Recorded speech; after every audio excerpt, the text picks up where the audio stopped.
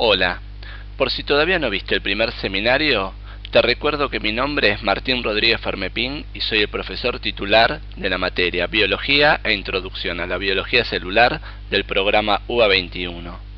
Este material, que llamamos seminario, tiene como objetivo realizar una breve introducción de los diferentes contenidos que iremos desarrollando en esta materia, de manera que les resulte más sencilla la lectura de la bibliografía recomendada. En este segundo seminario, correspondiente a la unidad 1 del programa, vamos a desarrollar brevemente los siguientes contenidos. ¿Cuál es la composición y organización de la materia? ¿Cuál es el concepto de célula? ¿Cuáles son las características necesarias para ser considerado un ser vivo? Y por último, la clasificación y agrupamiento de los seres vivos. Recuerden que este material es introductorio y que deberán completar el estudio del mismo con la lectura de la bibliografía recomendada y el resto del material que se encuentra en el campus. Comenzaremos entonces con la composición de la materia y cómo está organizada la misma.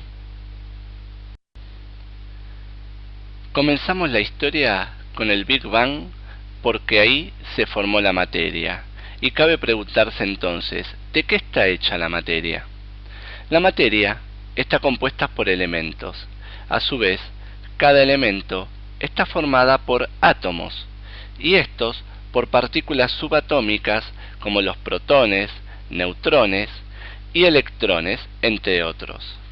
Quiere decir que el nivel de organización más simple de la materia es el subatómico.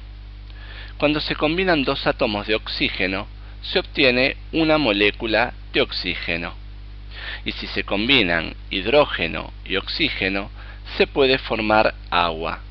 Lo interesante de esto es que la formación de la molécula le confiere características que le son propias y a su vez diferentes de los átomos que la conforman. ¿Por qué decimos esto? Porque a temperatura ambiente, tanto el oxígeno como el hidrógeno son gaseosos. Sin embargo, la molécula de agua es líquida. El agua es una molécula simple o sencilla. En la naturaleza existen otro tipo de moléculas mucho más complejas, denominadas macromoléculas, como por ejemplo los hidratos de carbono, las proteínas, los lípidos y los ácidos nucleicos. En este seminario solo haremos mención de las mismas, ya que serán desarrolladas con mayor profundidad al terminar la unidad temática número 2 del programa. Finalmente, estas macromoléculas, a su vez, pueden organizarse para formar estructuras subcelulares llamadas organelas, entre las que se encontramos al aparato de Golgi, las mitocondrias, los lisosomas, las vacuolas, los ribosomas, el cloroplasto y el retículo endoplásmico rugoso y liso. Todas estas estructuras y las funciones que desempeñan serán explicadas con mayor profundidad en la unidad 2. Como venimos diciendo, la suma o unión de materia, en este caso macromoléculas, adquiere una nueva forma y propiedad que la distingue de los elementos que la conforman por separado. En el caso de estas organelas subcelulares, cuando estén presentes y encerradas por una membrana, darán origen a la primera estructura considerada viva, que es la célula.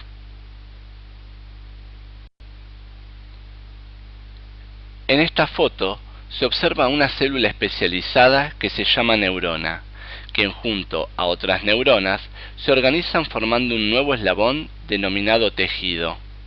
Este tejido nervioso se organizará dando origen a un órgano, en este caso el cerebro, quien a su vez se asocia con otros órganos y tejidos para formar un sistema, quien finalmente regulará múltiples funciones del cuerpo humano. La suma de todos los órganos y sistemas que forman el cuerpo humano dan origen a un nivel de organización superior que es el individuo. A su vez, varios individuos conforman una población, que al interactuar con otras poblaciones dan origen a una comunidad. Las interacciones entre diversas comunidades forman un ecosistema que en el caso particular de referirnos a todo nuestro planeta se llama biosfera. Resumiendo, vimos que la materia está formada por elementos cuya unidad estructural es el átomo, que a su vez está formado por estructuras subatómicas como los protones, los neutrones y los electrones, entre otros. La unión de átomos origina moléculas simples, quienes a su vez dan origen a macromoléculas. Por su parte, estas macromoléculas dan origen a las organelas, quienes son consideradas las últimas estructuras de materia no viva o inerte. Como vimos, las estructuras subcelulares, junto a otras macromoléculas como los ácidos nucleicos y la membrana plasmática, formarán una célula, quienes se organizarán en tejidos y luego en estructuras más complejas como los órganos. La interacción de ese órgano con otros formarán los sistemas, quienes se integrarán en un todo dando origen al individuo. Estos se juntarán en poblaciones que interactuarán con otras y conformarán la comunidad, para terminar diversas comunidades convergiendo en el último eslabón de la organización llamado ecosistema. Podemos apreciar entonces que a partir de un elemento inicial se van formando diversas estructuras que adquieren formas y funciones diferentes y todas juntas se interrelacionan entre sí, dándoles características particulares a cada ecosistema. Si quedó claro este tema de la composición y organización de la materia, pasemos al siguiente, que es el concepto de célula. En esta figura se observa que nuestro cuerpo está formado por distintos tipos de células, que en su totalidad llegan a un número aproximado de 50 billones de células, es decir, 50 millones de células, y que presentan diferentes características. Sin embargo, todas ellas son células. Entonces, cabe preguntarse, ¿cuáles son los componentes básicos que forman una célula? Como concepto fundamental, la célula se considera la primera estructura viva y por lo tanto debe ser capaz de cumplir con todas las funciones necesarias para continuar con vida. En breve, veremos cuáles son los requisitos para que algo sea considerado vivo. Como podemos ver, la estructura celular tiene un límite que está dado por la membrana plasmática, o en algunos casos se suma una pared celular. Además, tiene que tener un centro de control donde esté toda la información necesaria para que lleve a cabo sus funciones. Esta información está almacenada en el ácido desoxirribonucleico o ADN. Por último, necesita de energía para realizar su trabajo. Dicha energía es obtenida a través del metabolismo celular. Y por último, cabe destacar que todas las organelas y el núcleo se encuentran en el citoplasma. Estas características que acabamos de nombrar están presentes en la teoría celular moderna, cuyos postulados sostienen que todos los seres vivos están formados por células, las cuales son la mínima unidad estructural y funcional considerada como materia viva. El funcionamiento de un organismo es el resultado de la interacción entre las células que lo componen. Tercero, toda célula proviene de otra célula. Y por último, las células contienen material hereditario, el cual se transmite desde la célula progenitora a la célula hija.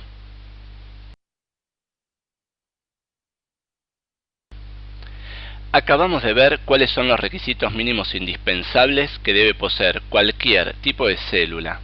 Sin embargo, vamos a ver que existen diferencias en las mismas si el organismo está formado por una sola célula, es decir, un organismo unicelular, o si está formado por muchas células, es decir, organismos pluricelulares.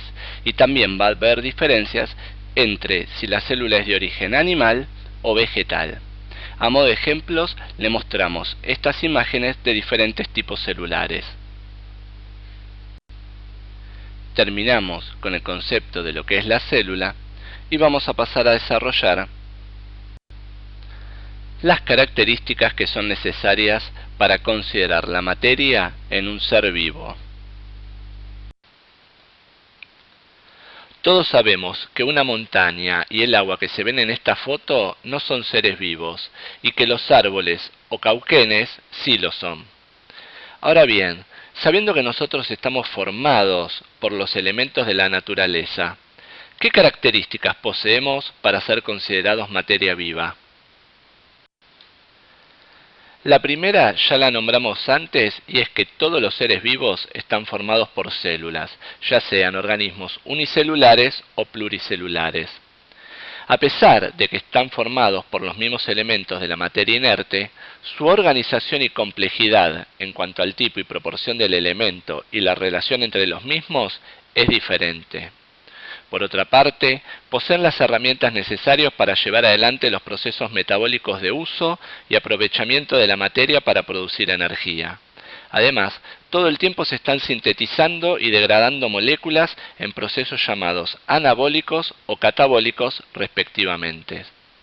En este sentido, podemos decir que son sistemas abiertos ya que intercambian materia y energía con el entorno. Por ejemplo, en un comienzo no había oxígeno en el planeta y luego de la aparición de los organismos fotosintéticos comenzó a llenarse de oxígeno el aire. Pero a pesar de los cambios que pueden ocurrir en el medio externo, los organismos vivos pueden mantener su medio interno relativamente constante, lo que se conoce como homeostasis.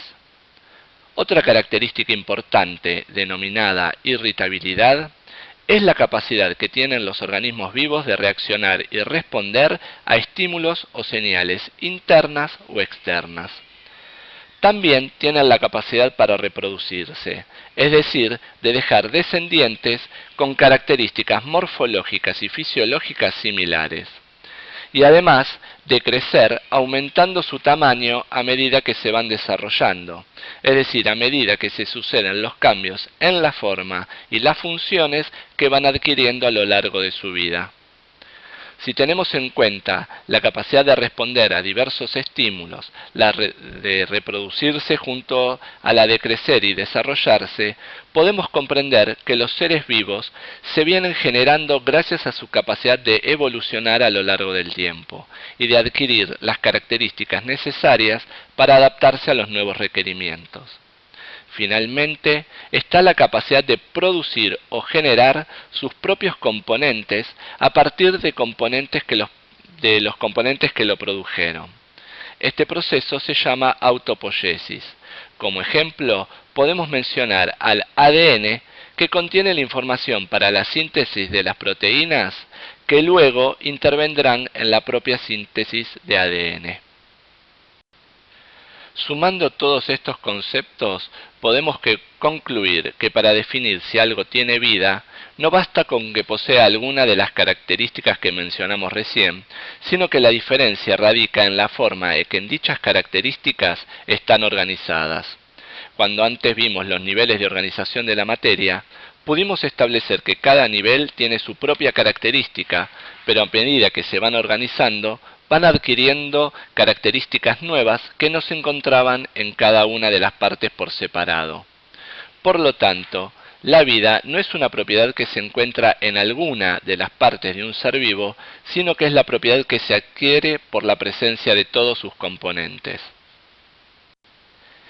Esperando que hayan quedado claras las características necesarias para ser considerado un ser vivo, pasamos al último tema de este seminario, que es la clasificación y agrupamiento de los seres vivos. Pero antes de pasar a la clasificación, es importante señalar que dependiendo del número de células que posea un ser vivo, de si poseen la información genética protegida por una membrana o no, y del tipo de nutrición que realizan, los mismos pueden ser unicelulares si están formados por una sola célula o pluricelulares si están formadas por varias.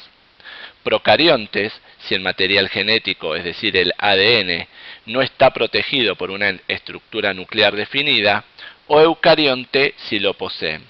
Y finalmente, pueden ser organismos autótrofos si tienen la capacidad de procesar moléculas inorgánicas sencillas y fabricar moléculas complejas y así obtener su energía, o heterótrofos si obtienen las moléculas complejas del ambiente exterior.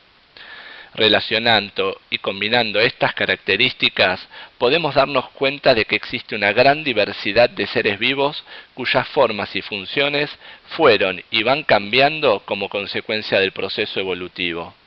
De acuerdo a esto, se plantea la existencia de un antecesor común a todos los seres vivos y corresponde al origen del árbol de la vida. Como mencionamos en el repaso histórico, desde la época de los griegos se ha intentado realizar una clasificación de los seres vivos, y fue Linneo a mediados de 1700 quien sentó las bases para la clasificación actual de los mismos.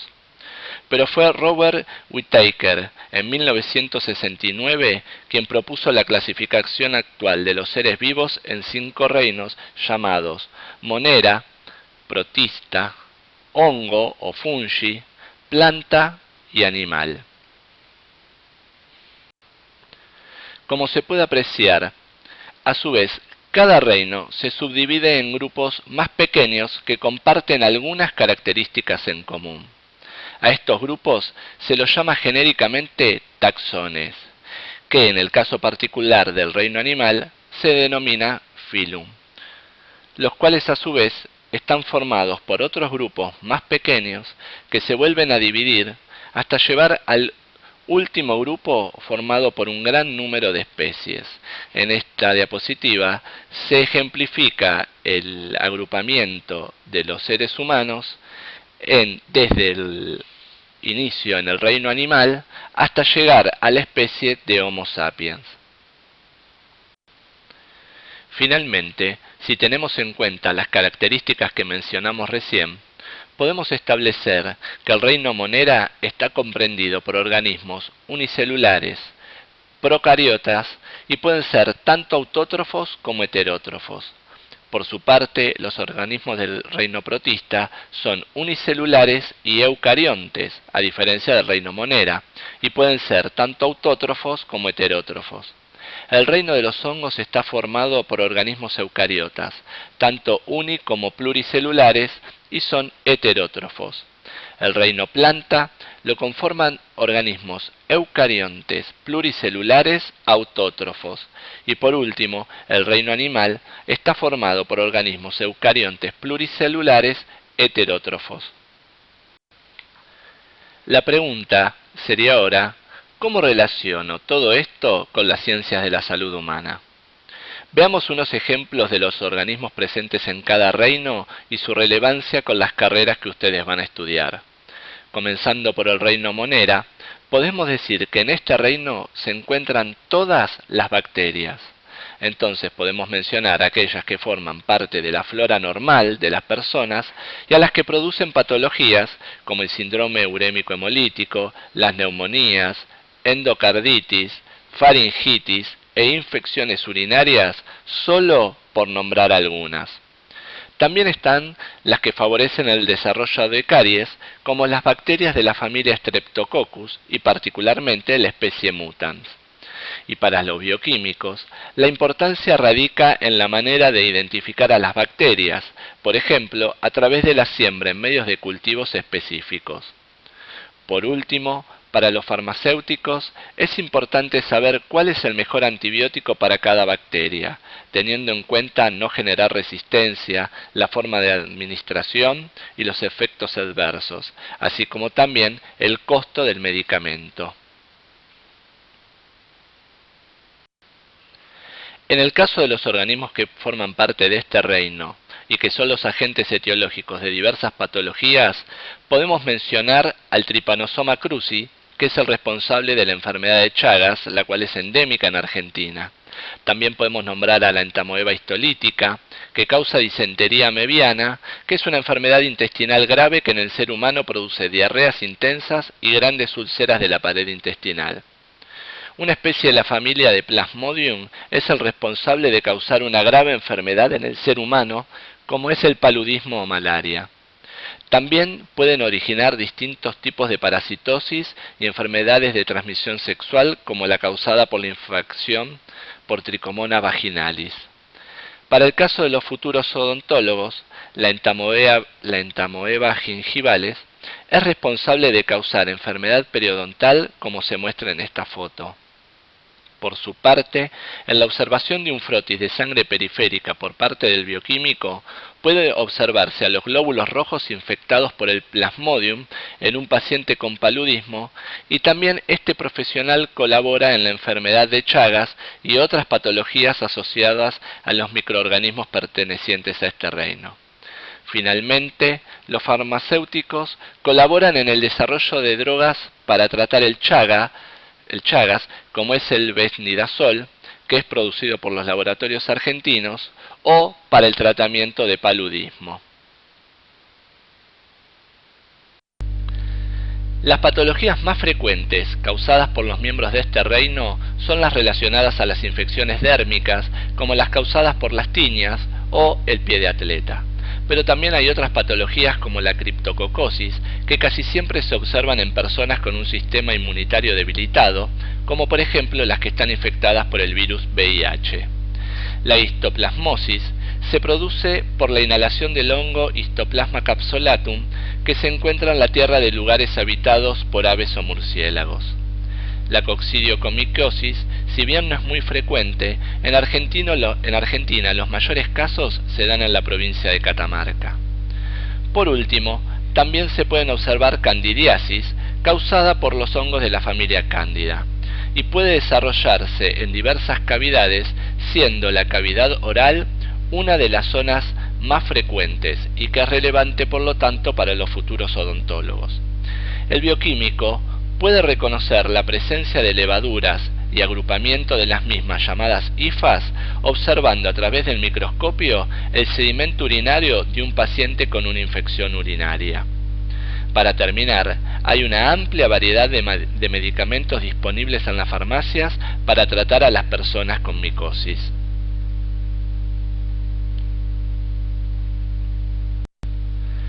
Con respecto al reino de las plantas, hay que destacar que por lo general las patologías asociadas con las plantas se presentan por la infección que estas plantas poseen por algún otro microorganismo. Yendo a los casos puntuales, los más frecuentes producidos por los miembros de este reino se asocian a procesos alérgicos, como por ejemplo a los cítricos, y también hay una enfermedad autoinmune, es decir, enfermedades donde el propio sistema de defensa de la persona es el que ataca a las propias células, y esta enfermedad se llama enfermedad celíaca, y que se produce por comer alimentos que contengan gluten, que se encuentran, por ejemplo, en el trigo, la avena, el centeno o la cebada.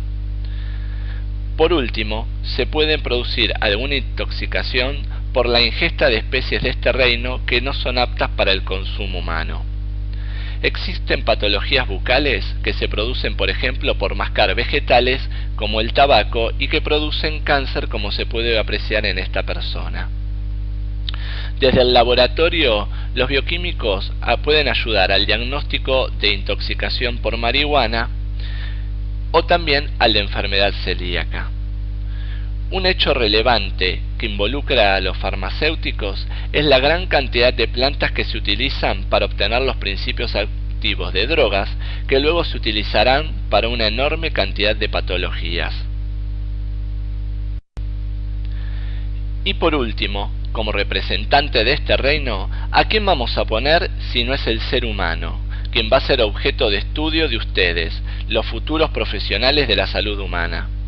Sin olvidar, claro, que otros miembros de este reino pueden transmitir enfermedades a los seres humanos, ya sea de forma directa o indirecta, actuando como vectores o transmisores. De esta manera termina el primer seminario. Espero que les resulte de utilidad para encarar la bibliografía recomendada que se muestra en esta imagen, y por otro lado les recomendamos que no dejen de consultar sus inquietudes a través de los foros específicos que se encuentran en el campus y que no se olviden de realizar las autoevaluaciones. Para finalizar, y a modo de reflexión, les dejo una frase modificada que está en el libro Biología de Curtis que dice: la ciencia no es información contenida en los libros de texto o en las bibliotecas o en las universidades. Es un proceso dinámico que tiene lugar en las mentes de los científicos inmersos en una sociedad y en una época dada. Nuestro entusiasmo por narrar lo que se ha aprendido hasta ahora acerca de los organismos vivos, su historia, sus propiedades y sus actividades no debe convencerte de que hay respuestas para todo. Muchas preguntas aún no tienen respuesta. Lo que es más importante, muchas buenas preguntas aún no se han formulado. Tal vez seas vos quien las formule. Muchas gracias.